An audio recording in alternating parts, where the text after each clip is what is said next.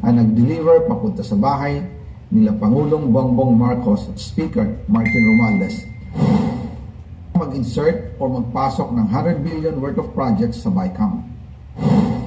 Sana po ay hindi nila ako mapatay bago ko mailabas ang lahat. Ginawa ko lang ang utos sa akin, pero ngayon, handa na akong harapin ang lahat. Ginagamit ng administrasyon ang buong resources ng bansa para tumahimik ako. That he will shoot me if I will talk. Gagamitin ako bilang panakipbutas sa kanilang kampanya laban sa korupsyon. Hindi na ako mananahimik, ilalabas ko ang lahat ng katotohanan. May resibo, may ebidensya, at may pangalan. Para sa bawat Pilipino, alam ko na buo ang galit ninyo sa akin ngayon. Nauunawaan ko rin kung bakit. Lalo na at malaki ang halagang nakataya. Pero bago kayo humusga, hayaan ninyong ipaliwanag ko ang buong katotohanan. Matagal akong hindi nagsalita dahil may direktang utos sa akin. Huwag nang bumalik ng Pilipinas at manahimik na lamang. Umalis ako noong July 19, 2025 para sa aking medical check-up. Nakaplanong bumalik pagkatapos ng SONA ni Pangulo. Pero habang papauwi na ako, tinawagan ako ni dating Speaker Martin Romualdez at sinabihan, "Stay out of the country. You will be well taken care of as instructed by the President." Noon naniniwala pa ako sa kanila, kaya't hindi ako bumalik.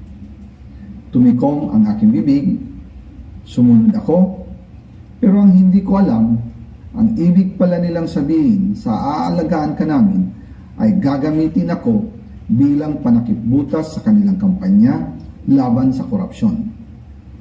Ginawa nila akong poster boy ng kanilang sariling kasinungalingan. Ngayon, hindi na ako mananahimik, ilalabas ko ang lahat ng katotohanan.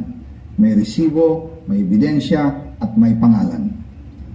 Nagsimula ito nung tumawag si Sekmina Pangandaman sa akin nung nagumpisa ang BICAM process last year, 2024. Ang sabi niya, katatapos lang ng meeting nila ni Pangulo at may instructions na mag-insert o magpasok ng 100 billion worth of projects sa BICAM. At sinabi pa ni Sekmina, you can confirm with Yusek Adrian Bersamin dahil magkasama sila sa meeting ni Pangulong BBM noong araw na yon. Tinawagan ko po agad si Yusek Adrian Bersamin at tinanong ko kung may instruction na ba ang Pangulo na magpasok ng 100 billion during their meeting. Ang sabi niya ay totoo nga po. Right after our conversation, tinawagan ko po si dating Speaker Martin Romualdez at nireport ko ang instructions ng Presidente to insert the 100 billion projects. At sinabi niya sa akin, what the President wants, he gets. After ng ilang araw, nag-set po ng meeting si Sekmina Pangandaman at Yusek Adrian Bersamin sa amin ni dating Speaker Martin Romualdez sa Aguado Building in front of Gate 4 ng Malacanang at nandun din po si Yusek Jojo Cadiz. During the meeting, binigay po ni Yusek Adrian Bersamin ang listahan na worth 100 billion. Tinanong ko po si Yusek Adrian kung saan galing ang listahan. Ang sagot niya, galing kay PBBM mismo at binigay niya ito mula sa brown leather bag.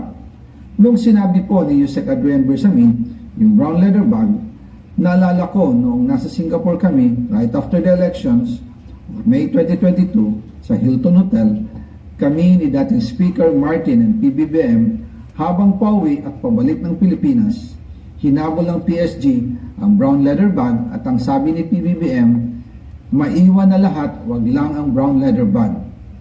Kaya naniwala ako na utos talaga ito ng Pangulo.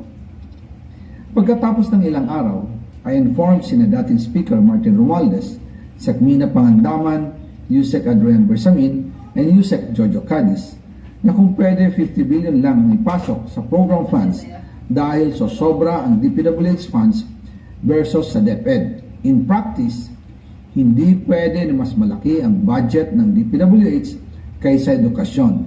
And yung balance na 50 billion, ilagay na lang sa unprogrammed funds for the 2025 budget dahil Office of the President din ang nagre-release ng lahat ng unprogrammed funds. Pagkatapos ng isang araw, tinawagan ako ni Sec Mina at sinabi ang mensahe ng Pangulo, ipasok ninyo yan dahil pinangako na sa akin ni Speaker Martin yan at hindi na pwedeng baguhin. Kumbaga, ang utos ng hari hindi pwedeng mabali. Again, I informed the Speaker and asked clearance about the instructions ng Pangulo. At ang sabi niya, wala tayong magagawa.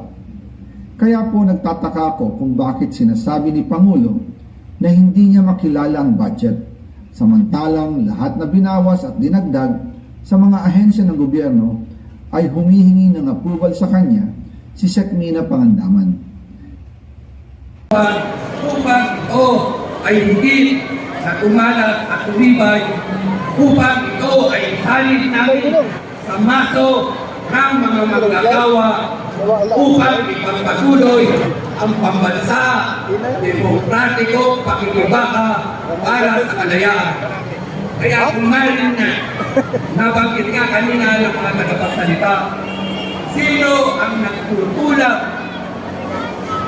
para ang mamamayang api ay tumubo doon sa ikalawang forma ng pakikibaka. Mismo ang Estado na hindi tumutulong sa pangangailangan ng mamamayan ng kasayanang Pilipino.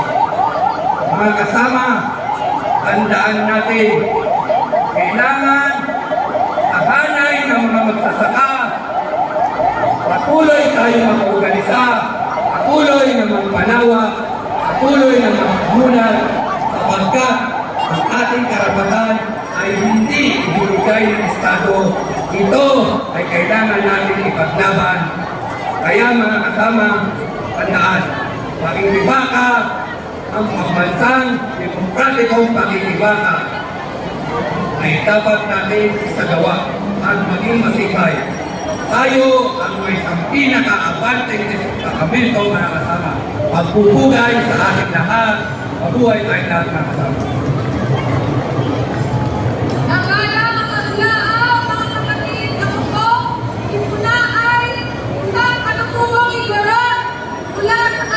Kalimutan ng katutubong kababayan ng Pilipinas at ngayong Oktubre po ay buwan ng magsasaka. Buwan na rin po ito ng nakatutubo kung saan kasama po natin ang mga iba't ibang grupo ng makatutubo na lumuluwas pa mula sa kanilang komunidad upang ipagtibay ang panawagan natin ay ang nag-deliver papunta sa bahay nila Pangulong Bongbong Marcos at Speaker Martin Romualdez mag-insert o magpasok ng 100 billion worth of